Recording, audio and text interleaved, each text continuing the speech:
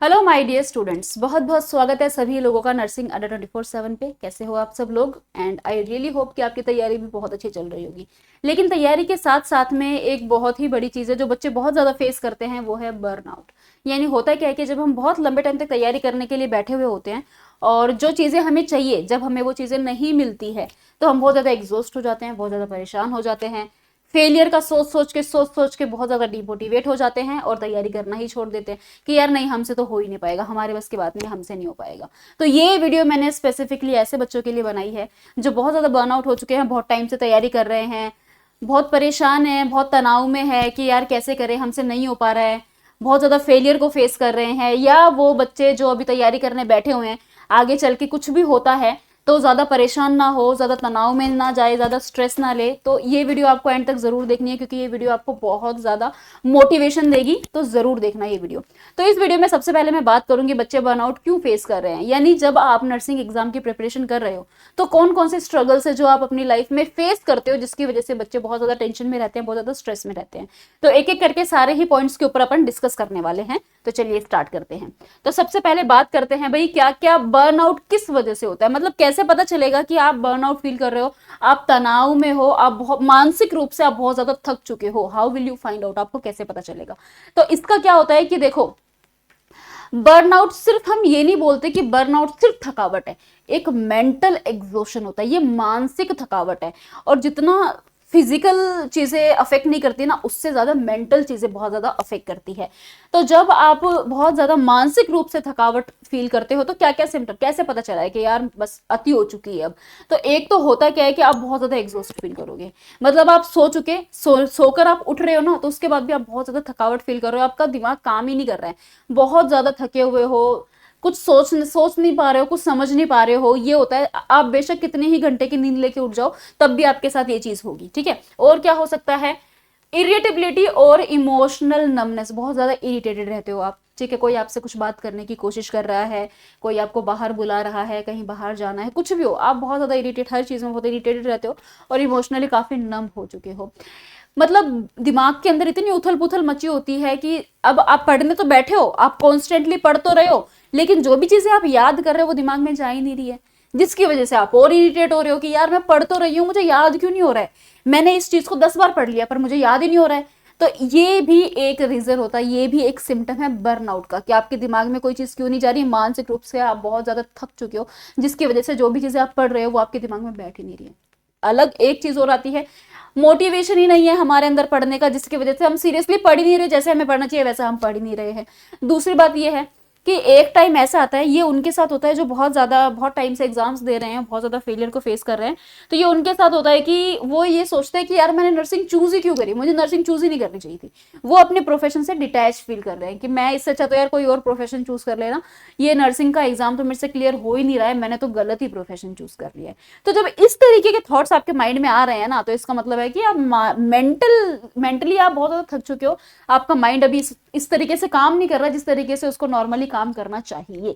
तो मैं सारी चीजें आपसे डिस्कस करूंगी कि कैसे इन चीजों के साथ आप डील कर सकते हो अगर आपके साथ ऐसा होता है। एक तो नींद नहीं आती है, अगर नींद आ रही है फिर भी उठ रहे हो तो अभी भी बहुत ज्यादा थकावट फील कर रहे हो, बहुत इरिटेटेड रहने लग गए हो, पढ़ रहे हो लेकिन दिमाग में कुछ बैठ ही नहीं रहा है, मोटिवेशन बिल्कुल भी नहीं है, और माइंड में थॉट्स आ रहे हैं यार मैंने तो प्रोफेशन ही गलत चूज कर लिया, मुझे ये प्रोफेशन चूज ही नहीं करना चाहिए था। अगर ये सारे थॉट्स आपके माइंड में आ रहे हैं तो कैसे हमें इन चीजों के साथ में डील करना चाहिए? तो ये सारे थॉट्स आपके माइंड में आ रहे हैं तो इसका मतलब ये है कि आपका बॉडी और आपका जो माइंड है वो रिकवरी चाह रहा है। ये प्रेशर नहीं है, ये स्टडी के प्रेशर के कारण नहीं है, ये देखो हमारा शरीर, हमारा दिमाग, इसको भी रेस्ट चाहिए, है ना, इसको भी रिकवरी करने के लिए थोड़ा समय चाहिए। तो इसका मतलब ये है कि आपका बॉडी और आपका माइंड आपको ये कहना चाह रहा है कि यार मुझे थोड़ा सा रेस्ट चाहिए, आई वॉन्ट टू रिकवर, मुझे थोड़ा सा रिकवर होना है, this is not because of pressure. ठीक है, तो जब भी ये सारे सिम्टम्स आते हैं तो आपको करना क्या है, अपने माइंड को और अपने बॉडी को रिलैक्स करने की कोशिश करनी है। कैसे करना है, बिल्कुल हम उसके बारे में भी बात करेंगे। तो सबसे पहली बात तो ये थॉट अपने दिमाग से बाहर निकाल दो कि अगर मैं 8 घंटे नहीं पढ़ा दिन में तो मैं फेल हो जाऊंगा। मतलब कहते हैं ना कि यार दिन में 8 घंटे पढ़ना जरूरी है, दिन में 10 घंटे पढ़ना जरूरी है, 12 घंटे पढ़ना जरूरी है, तभी सिलेक्शन होगा। ऐसा सोचते हैं, मैक्सिमम लोग ऐसे ही सोचते हैं कि भाई दिन में हमें इतने घंटे तो पढ़ना ही पढ़ना चाहिए। मेरा ये मानना नहीं है, मेरा ये मानना है कि कंसिस्टेंसी जरूरी है। यानी कि आप एक टाइम टेबल बनाओ कि भाई मुझे आज के दिन में इतना कंटेंट पढ़ना है। अब उस कंटेंट को आप चाहे 5 घंटे में पढ़ो चाहे 10 घंटे में पढ़ो, it is up to you. अगर आपने वो कंटेंट 5 घंटे में पढ़ लिया तो बस आज के दिन का आपका हो गया, अब आप फ्री हो। लेकिन उसमें 10, अब वही ना, कई बच्चे होते हैं जिसको जल्दी याद हो जाता है, कई बच्चे होते हैं जिनको थोड़ा टाइम लगता है याद करने में। तो टाइम का कुछ नहीं है, मैं बोल रही हूँ ना, एक टॉपिक आप पढ़ने बैठे हो, अब किसी बच्चे को सिर्फ एक टॉपिक को याद करने में 8 घंटे लग गए, तो क्या सिलेक्शन हो जाएगा? क्यों, एक टॉपिक से तो सिलेक्शन नहीं हो सकता है। या कुछ बच्चे उस टॉपिक को 2 घंटे में याद कर लेंगे। तो हम ये नहीं बोल सकते कि दिन में 8 घंटे पढ़ोगे तो ही सिलेक्शन होगा वरना आप फेल हो जाओगे, जी नहीं। आपको पढ़ना इस तरीके से है कि कंटेंट आप ज्यादा से ज्यादा कवर कर पाओ। तो सिलेबस आप जो भी अपना वो बनाते हो, टाइम टेबल बनाते हो, वो सिलेबस के अकॉर्डिंग बनाया करो। तो आपको पढ़ना कैसे होता है, ऐसा नहीं करना कि आप सुबह 9 बजे बैठे हो, अब 8 घंटे बाद ही उठोगे, कोई फायदा नहीं है। 2 घंटे तक चीजें याद रहेगी, तीसरे घंटे दिमाग से बाहर निकलना शुरू हो जाएगी, एक दिमाग में जा रही है, दूसरे दिमाग से, मतलब नहीं दिमाग में कोई भी चीज बैठती है। तो हमेशा आपको किस तरीके से पढ़ना चाहिए, आपको पढ़ना चाहिए 90 मिनट ब्लॉक मैक्स, यानी कि 3 घंटे पढ़ा, फिर आप ब्रेक ले लो, फिर 3 घंटे पढ़ा। अब जब ब्रेक का मतलब मैंने स्पेसिफिकली यहाँ पे लिखा है, रील्स स्क्रॉल नहीं करना है भाई। टिकटॉक तो चलो अपने इधर चलता ही नहीं है, आपको रील्स स्क्रॉल नहीं करना है। ब्रेक का मतलब ये नहीं है कि इंस्टाग्राम में रील्स स्क्रॉल करनी है। ब्रेक का मतलब है टेक अ स्मॉल नैप, एक छोटी सी नैप ले लो, या कहीं 10-15 मिनट के लिए बाहर वॉक पे चले जाओ, बालकनी में बैठ के अपना टी कॉफी इंजॉय करो, अपनी फैमिली के साथ बातचीत करके थोड़ा माइंड रिलैक्स करो, ये है ब्रेक का मतलब। ठीक है, तो कंसिस्टेंसी होना ज्यादा इंपॉर्टेंट है इंटेंसिटी से। कंसिस्टेंसी का मतलब है डेली पढ़ना जरूरी है, कि भाई आपने टाइम टेबल बनाया है तो आपको कंटेंट जो है वो इस तरीके से बनाना है कि आज मेरे को इतना पढ़ना है, फिर कल मुझे इतना पढ़ना है, परसों मुझे इतना पढ़ना है, इस तरीके से बना। क्योंकि देखो क्वालिटी ज्यादा जरूरी है क्वांटिटी से। क्वालिटेटिव स्टडी होना इज वेरी इंपॉर्टेंट। कोई फायदा नहीं है सुबह 8 घंटे से रात को 8 घंटे तक बैठे हुए हो और एमएसएन का पूरा सिस्टम पढ़ लिया, दिमाग में एक भी डिजीज नहीं गई, कोई फायदा नहीं है। तो क्वालिटेटिव स्टडी करो, बीमारी ऐसी पढ़ो, एक टॉपिक पढ़ो लेकिन ऐसा पढ़ो कि लंबे टाइम तक दिमाग में आपके याद रह जाए। ठीक है, चलो भाई ठीक है, और बताइए। हमेशा मतलब आपने क्या करना है, पैसिव से एक्टिव स्टडी की तरफ जाना है। अब कैसे जाना है, देखो अगर आप बहुत थक चुके हो ना, या मैं बोलूं मेंटली बर्नआउट हो चुके हो, तो अब आप कितना ही पढ़ लो वो पॉइंटलेस है, क्योंकि आपके दिमाग में कुछ नहीं जाएगा। एक टाइम ऐसा आता है जब हम पढ़ने बैठते हैं कि पढ़ते पढ़ते पढ़ते पढ़ते हमारी वो स्टेज आ जाती है जब दिमाग में कुछ घुसता ही नहीं है, और वो स्टेज होती है जहां पर हम बहुत ज्यादा, ये चीजें मेरे साथ भी हुई है इसलिए मैं आपको बता रही हूँ, वो चीज होती है, वो बहुत इरिटेट करती है, ये क्या चल क्या रहा है यार, मैं इतनी देर से पढ़े जा रही हूँ पढ़े जा रही हूँ पढ़े जा रही हूँ, दिमाग में कुछ जा ही नहीं रहा, चीज याद ही नहीं हो रही, याद ही नहीं हो रही। तो कैसे याद करें, तो याद करने के कुछ ट्रिक्स, कुछ तरीके होते हैं। कोई फायदा नहीं है नोट्स को पढ़ते रहो, कोई फायदा नहीं है। एक टॉपिक पढ़ा है, अब उसके क्वेश्चंस करो। ठीक है, तो करना क्या होता है, जैसे कि आपने कोई भी एक टॉपिक पढ़ा, कोई भी टॉपिक मान लो आप, जैसे मान लो आपने बर्न ही पढ़ा है, ठीक है, आपने बर्न पढ़ लिया, आपने बर्न की थ्योरी पढ़ ली है, कुछ टाइम बाद आप वो टॉपिक भूल जाओगे, तो कैसे याद रखा जाए, इसके क्वेश्चंस भी प्रैक्टिस करो। क्वेश्चन प्रैक्टिस करने से टॉपिक्स ज्यादा लंबे समय तक याद रहते हैं। Make it very clear in your mind, सिर्फ थ्योरी पढ़ने से कुछ नहीं होता, आपको जितना हो सके उतना क्वेश्चन प्रैक्टिस करनी पड़ेगी। तो आपको क्या करना है, क्वेश्चन प्रैक्टिस करनी है।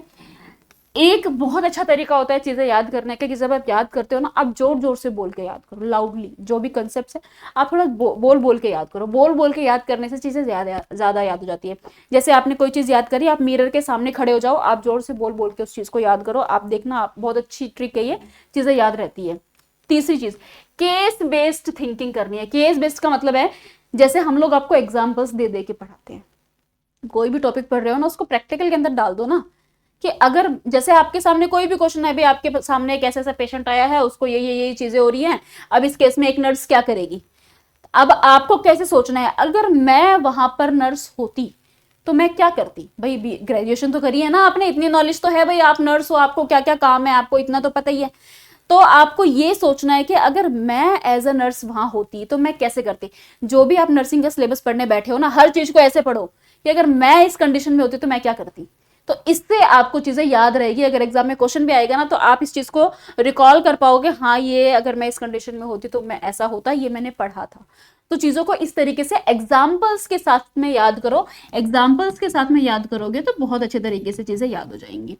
This makes studying feel more purposeful and clinical. इससे भाई तुम जो भी पढ़ रहे हो वो बहुत ज्यादा पर्पसफुल रहेगा और क्लिनिकल, प्रैक्टिकल तरीके से याद करो। हमारा नर्सिंग का प्रोफेशन सारा प्रैक्टिकल ही है, हमें सारे प्रैक्टिकल्स ही करने होते हैं, तो चीजों को इस तरीके से याद करो। तो क्या क्या करना है आपको, ताकि जो चीजें हो रही हैं, जो आप बर्नआउट फील करते हो या बहुत ज्यादा थक जाते हो, तो आपको करना क्या है, बहुत लंबे टाइम तक आपको चीजें नहीं याद रह पा रही है, भाई कम से स्टार्ट करो। ऐसा मत करो कि आप पढ़ने बैठे हो एक ही दिन में सोच रहे हो 15 घंटे बैठ के पढ़ लूं, नहीं हो पाएगा, कम से शुरू करो।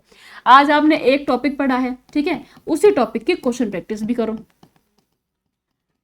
उस टॉपिक को रिकॉल करने के लिए जैसे मैंने आपको बताया, मिरर के सामने खड़े हो गए, जोर जोर से बोल बोल के चीजों को याद करो। जैसे आपके छोटे भाई बहन है, ठीक है, जिनको थोड़ा बहुत पढ़ना आता है, पढ़े लिखे हैं, उनको सामने बिठा के बोलो यार मैं तुझे सुना रही हूँ, तो मेरी एक बार सुन ले, तो आप उसको ऐसे सुना सकते हो जैसे हम ऐसा करते थे, हम जब छोटे होते थे।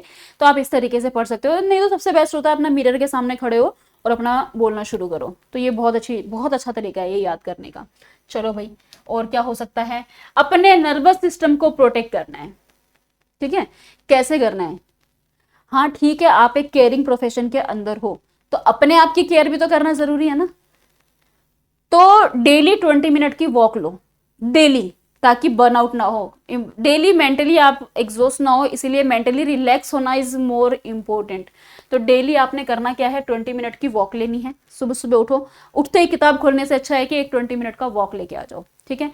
बीच बीच में 5 मिनट के लिए ब्रीदिंग रिसेट्स करो, ब्रीदिंग एक्सरसाइज करो बीच बीच में, ठीक है। अच्छा, पूरा हफ्ता आपने बहुत, ये उसके लिए है नेक्स्ट लाइन, जिसने पूरा हफ्ते बहुत अच्छे से पढ़ाई करी है, तो एक इवनिंग आप ऑफ ले सकते हो। तो देखो इसमें मैंने ये क्यों लिखा है गिल्ट फ्री, गिल्ट फ्री मैंने इसलिए लिखा है क्योंकि जिसने एक हफ्ते लग के पढ़ाई करी, अच्छे से पढ़ाई करी है, तो वो क्या करेगा, एक इवनिंग ब्रेक ले सकता है, कहीं बाहर मूवी देखने चले गए, कहीं हम बाहर घूमने चले गए, फैमिली के साथ हम डिनर पे चले गए, तो वो गिल्ट फ्री होगा। क्यों, क्योंकि उसको पता है यार मैंने एक हफ्ते बहुत मेहनत करी है, तो ये मैं डिजर्व करती हूँ। तो ये उसके लिए जो एक हफ्ते उसने बहुत मेहनत करी, बहुत अच्छे से पढ़ाई करी है, तो एक इवनिंग आप छोटा सा ब्रेक ले सकते हो, इट इज ओके, ठीक है। जितना हो सके उतना कैफीन रिड्यूस करो भाई अपनी डाइट के अंदर, क्योंकि कैफीन एंजाइटी को और बढ़ाता है, तो कैफीन को रिड्यूस करना है। एक चीज हमेशा ध्यान रखना कि जब भी आप पढ़ने बैठे हो, पढ़ते पढ़ते अगर आप स्ट्रेस लेते हो ना, स्ट्रेस हमारी मेमोरी को ब्लॉक कर देता है और हमें चीजें याद नहीं रहेगी। आप कितना ही पढ़ लो, अगर आप स्ट्रेस में रह के पढ़ोगे ना, आपको चीजें याद नहीं रहेगी, क्योंकि स्ट्रेस हमारी मेमोरी को ब्लॉक कर देता है। इससे अच्छा अगर आप शांति से पढ़ोगे, काम रह के पढ़ोगे ना, तो आपको चीजें याद रहेगी। ये बहुत इंपॉर्टेंट पॉइंट है। तो जो भी हम बच्चे, जब भी तुम बैठते हो पढ़ने के लिए, अगर टेंशन, बहुत सारे बच्चे कमेंट करते हैं मैम बहुत टेंशन हो रही है, एग्जाम आ रहा है, मैम बहुत टेंशन। भाई टेंशन होना स्वाभाविक है, लेकिन अगर इतना टेंशन ले लेके पढ़ोगे ना, तो मेमोरी ब्लॉक हो जाएगी, चीजें याद ही नहीं रहेगी। भाई जो होना है हो जाएगा ना, अगर आपने मेहनत करी है तो सफलता तो आपको मिलेगी ही। इसमें टेंशन लेने से कुछ नहीं होता। हालांकि टेंशन एक साइन है इस चीज का कि आप अपनी जो आपका गोल है उसके काफी नजदीक हो, आप सच में उस चीज को बहुत शिद्दत से चाह रहे हो। लेकिन कोशिश करो कि स्ट्रेस को जितना हो सके उतना रिड्यूस करो, ताकि अगर आप काम माइंड से पढ़ोगे तो चीजें आपको ज्यादा अच्छे से याद रहती है। चलिए भाई, अब एक बहुत इंपॉर्टेंट पॉइंट, अब होता क्या है कि आपने एक एग्जाम दिया और मान लो वो एग्जाम क्लियर नहीं हुआ, तो आप ऐसा सोचने लग जाओ कि मेरे से नहीं हो पाएगा, ये मेरे लिए बना ही नहीं है, I am not ready for this exam. देखो ये बहुत बड़ी चीज होती है कि आप एक एग्जाम से अपनी वर्थ डिसाइड नहीं कर सकते कि अगर मैंने ये एग्जाम नहीं क्लियर करा तो मैं कुछ भी नहीं हूं, मेरे से तो होगा ही नहीं। एक एग्जाम डिसाइड नहीं कर सकता ये, ठीक है। एग्जाम जो है तब पास होता है जब आप रेडी होते हो, मतलब आपकी रेडीनेस दिखाती है कि भाई आप एग्जाम जो है वो पास कर सकते हो। इससे आपकी वैल्यू डिसाइड नहीं होती है। बहुत बड़ी बड़ी नर्सेस, बहुत इनक्रेडिबल नर्सेस ऐसी होती हैं जो कई बार फेल होती है, एग्जाम देती है। कई जिंदगी में बहुत सारे नर्सेस, क्या बहुत ऐसे ऐसे महारथी रहे हैं जिन्होंने बहुत सारी चीजें करने की कोशिश करी होगी, तो पहले उन्होंने फेलियर फेस किया होगा। लेकिन जब आप पहले फेलियर फेस करते हो, ये आपको और स्ट्रांग बनाता है, आपको मेंटली भी स्ट्रांग बनाता है, आपके करियर में भी आपको स्ट्रांग बनाता है। कोई देखो, अगर शॉर्टकट कहते हैं ना, शॉर्टकट अपना के सीधा नीचे से ऊपर चले गए तो वो कभी ना कभी नीचे गिरेगा। लेकिन आप फेलियर फेस करते करते करते करते आप सीढ़ियां चढ़े जा रहे हो, आपका करियर बहुत स्ट्रांगली बिल्ट हो रहा है, एक ही चीज को आप बार बार पढ़ रहे हो, आपकी नॉलेज बहुत स्ट्रांग हो रही है। जब आप उस प्रोफेशन में सेलेक्ट होकर चले जाओगे, वो नॉलेज आपकी वहां बहुत काम आने वाली है। तो फेलियर से ये मत समझो कि ये मेरे से नहीं हो पाएगा, आज अगर मैं फेल हो गई तो यहाँ मेरी जिंदगी, मेरा सब कुछ खत्म हो गया, अब इसके आगे कुछ नहीं बचा। नहीं यार, जिंदगी बहुत बड़ी है। एक एग्जाम जो है वो डिसाइड नहीं कर सकता आपकी वर्थ को। आप फिर से उठो, फिर से खड़े हो जाओ, फिर से मेहनत करो, मेहनत करते रहो। मेहनत करोगे तो सफलता जरूर मिलेगी।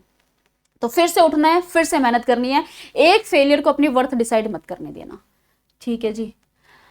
अब भाई रिकनेक्ट विद योर वाई। अब देखो, कभी भी किसी भी चीज की तैयारी करने के लिए ना एक गोल होता है। आप जिंदगी में कोई भी चीज कर रहे हो, एक लक्ष्य जब तक बनाओगे नहीं तब तक कोई फायदा नहीं है। तैयार एक लक्ष्य होता है, भाई मैं सरकारी नौकरी क्यों चाहती हूँ, भाई मुझे मेरी फैमिली के लिए इंस्पिरेशन बनना है, मेरे को जॉब सिक्योरिटी भी चाहिए कि भाई मैं जिंदगी भर आराम से, मेरे को एक सिक्योरिटी हो जाए। गवर्नमेंट जॉब की बात कर रही हूँ, प्राइवेट में जॉब सिक्योरिटी नहीं है, कब आपको निकाल दे कुछ नहीं कह सकते। लेकिन गवर्नमेंट में मुझे एक जॉब सिक्योरिटी मिल जाएगी कि भाई हाँ, अब मेरे पास एक परमानेंट नौकरी है, अब मैं आराम से बैठ सकती हूँ। दूसरा, मैं अपनी फैमिली की जरूरतों को पूरा कर सकती हूँ, मैं वल्नरेबल पेशेंट्स की हेल्प कर सकती हूँ, मैं फाइनेंशियली स्टेबल हो जाऊंगी। इसलिए मुझे नौकरी करनी है, इसलिए मुझे गवर्नमेंट जॉब के लिए तैयारी करनी है। तो एक गोल होना बहुत जरूरी है। आज आपने क्या करना है, कमेंट सेक्शन में कमेंट करना, सरकारी नौकरी क्यों चाहते हो, why you want to become a government nursing officer. आप क्यों एक गवर्नमेंट नर्सिंग ऑफिसर बनना चाहते हो, आपका क्या गोल है कि आपने ये सोचा है कि सब कुछ छोड़ छाड़ के, प्राइवेट नौकरी छोड़ छाड़ के सब कुछ दाव पे लगा दिया, नर्सिंग ऑफिसर बनना है भाई सरकारी हॉस्पिटल में। आप क्यों बनना चाहते हो, आपका गोल क्या है। ऑप्शंस मैंने आपको लिखे हैं। क्या आप एडवोकेसी के लिए बनना चाहते हो, या आपको एक जॉब सिक्योरिटी चाहिए इसलिए आप गवर्नमेंट नर्सिंग ऑफिसर बनना चाहते हो, या फैमिली इंस्पिरेशन के लिए, फैमिली के लिए बनना चाह रहे हो, या फाइनेंशियल स्टेबिलिटी के लिए बनना चाह रहे हो, जो जरूरतमंद मरीज हैं उनकी मदद करने के लिए बनना चाह रहे हो। आपका क्या गोल है, आप क्यों एक सरकारी नर्सिंग ऑफिसर बनना चाहते हो, कमेंट सेक्शन में जरूर कमेंट करना। हम भी तो देखे ना भाई, आपने क्या गोल अपने माइंड में सेट किए हुए हैं। तो एक अपना गोल, और अगर नहीं है ना अभी तक गोल, कि मजे मजे में बैठे हो, तो आज एक गोल सेट कर लो कि भाई मैंने इस वजह से डिसाइड किया है कि मुझे गवर्नमेंट नर्सिंग ऑफिसर बनना है। ठीक है, तो देखो, टेंशन अगर लोगे ना बहुत ज्यादा तो उससे कुछ हासिल नहीं होगा। लेकिन अगर एक लक्ष्य आपका सेट होगा, एक पर्पस आपका सेट होगा ना, तो आपके सिलेक्शन के चांसेस और ज्यादा बढ़ जाते हैं। So this is all about everything. जो भी मैंने आपको चीजें बताई है, इन चीजों को आपको ध्यान रखना है। एक बहुत ही अच्छा थॉट मैंने लास्ट में आपके लिए लिखा है, थक जाना हारना नहीं होता, आराम करना भी तैयारी का हिस्सा है। ऐसा नहीं है कि लगे रहो लगे रहो लगे रहो लगे रहो और उससे सिलेक्शन हो जाते हैं, नहीं। देखो, हम ह्यूमंस है, हम थक सकते हैं, हम मशीन नहीं है। आराम करना भी तैयारी का एक हिस्सा है। तुम सिर्फ एक परीक्षा के लिए नहीं, एक मजबूत और संवेदनशील नर्स बनने के लिए मेहनत कर रहे हो। तो याद रखो, आप तैयारी किस लिए कर रहे हो, ताकि बहुत स्ट्रॉन्ग, क्योंकि हमारा नर्सिंग एक ऐसा प्रोफेशन है जिसके अंदर patience is very very important. और आप यहीं से आपका पेशेंस टेस्ट होना स्टार्ट हो गया है। जब आप एग्जाम देते हो, आपका एग्जाम क्लियर नहीं होता, वो होता है पेशेंस टेस्ट होना। आपको तैयार किया जा रहा है कि जिस प्रोफेशन में आप जा रहे हो उसके अंदर एक पेशेंट नर्स आपको किस तरीके से बनना है। तो याद रखना इस चीज को, जो लाइन मैंने आपको बोली है, थक जाना हारना नहीं होता, आराम करना भी तैयारी का हिस्सा है। तुम सिर्फ एक परीक्षा के लिए नहीं, एक मजबूत और संवेदनशील नर्स बनने के लिए मेहनत कर रहे हो। थैंक यू सो मच बच्चों। आई रियली होप कि ये वीडियो आपकी बहुत बहुत मदद करेगी। जो बच्चे बहुत ज्यादा स्ट्रेस में है, टेंशन में है, उनके लिए ये वीडियो बहुत ज्यादा हेल्पफुल रहेगी। अगर किसी भी प्रकार का कोई आपके माइंड में टेंशन है, बहुत मतलब कोई चीजें ऐसी चल रही हैं जिससे आप कोप नहीं कर पा रहे हो, तो आप मेरे से कनेक्ट भी कर सकते हो। आप कमेंट सेक्शन में कमेंट कर सकते हो, आप मेरे टेलीग्राम चैनल से भी जुड़ सकते हो और आप मेरे से कनेक्ट कर सकते हो। मैं आपको काउंसलिंग देने की बिल्कुल बहुत कोशिश करूंगी। जो बच्चे तैयारी करने के लिए बैठे हैं और तैयारी कर रहे हैं और नहीं समझ में आ रहा, कुछ बच्चों को सिर्फ यही टेंशन खाई जा रही है कि तैयारी करूं कैसे। चलो, इमोशनल चीजें तो एक तरफ रह गई, अब बात करते हैं प्रैक्टिकलिटी की कि तैयारी कैसे करूं, मेरे पास तो कंटेंट ही नहीं है। तो भाई आप नर्सिंग अड्डा की टीम के साथ जुड़ सकते हो। तो उसके लिए आपको करना क्या है, आपको जाना है गूगल पे और सर्च करना है अड्डा 24/7। सबसे ऊपर वाली वेबसाइट पे क्लिक करना है, ऑल कोर्सेज पर जाना है और नर्सिंग पे जाना है। यहाँ पे आपको सारे बैचेस शो हो जाएंगे। जिस भी एग्जाम की आप तैयारी कर रहे हो, आप उस बैच में एनरोल कर सकते हो। लेकिन अगर ऐसा है कि तैयारी करने बैठे हैं तो सारे एग्जाम की तैयारी करेंगे, तो आप नर्सिंग महापैक में एनरोल कर सकते हो। भाई ये है ऑल इन वन पैक, चाहे आप किसी भी एग्जाम की तैयारी करो, नोटसेट की, आरआरबी, बीडीएससी, आरएमएल, ईएमआरएस, जो भी कमिंग एग्जाम है, जो चल रहा है एग्जाम है, सबके लिए बैच है। 78% ऑफ चल रहा है, 2573 पे आपको ये बैच मिल रहा है। यहाँ से बाय नाउ करके आप एक कूपन कोड लगा देना YT05। जैसे ही अप्लाई कर दोगे आपको एक्स्ट्रा डिस्काउंट मिल जाता है 2456 में, आपको ये बैच मिल जाएगा। अच्छा, अच्छी बात क्या है आज के लिए? आज के लिए अच्छी बात ये है कि आज, क्योंकि आपको पता है कि भाई होली का फेस्टिव सीजन चल रहा है, तो सिलेक्शन का रंग ट्रिपल बेनिफिट्स के संग नर्सिंग अड्डा आपके लिए बहुत ही अच्छे ऑफर्स लेके आया है, जिसमें आपको मिलने वाले हैं ट्रिपल बेनिफिट्स, यानी कि नर्सिंग महापैक आपको मिल रहा है 2499 में। जैसे ही आप कूपन कोड यूज कर लोगे YT05 तो आपको एक्स्ट्रा डिस्काउंट मिल जाएगा। Don't forget to use this code YT05 for the extra discount. साथ में आपको मिल रही है 2x वैलिडिटी और साथ में आपको मिल रही है 3 मंथ एक्स्ट्रा वैलिडिटी। इन बैचेस में आपको रिकॉर्डेड एंड लाइव क्लासेस मिलती है, PDF नोट्स मिलते हैं, डाउट सेशंस मिलते हैं, मेंटोरशिप्स मिलती है, आपके क्वेश्चन प्रैक्टिसेस करवाई जाती है, फ्री मॉक टेस्ट प्रोवाइड किए जाते हैं, सारी चीजें आपको मिल जाएगी। इससे पहले कि ऑफर खत्म हो जाए आप इस ऑफर में इनरोल कर सकते हो। थैंक यू सो मच बच्चों। वीडियो कैसी लगी है कमेंट सेक्शन में कमेंट करके जरूर बताना। All the very best.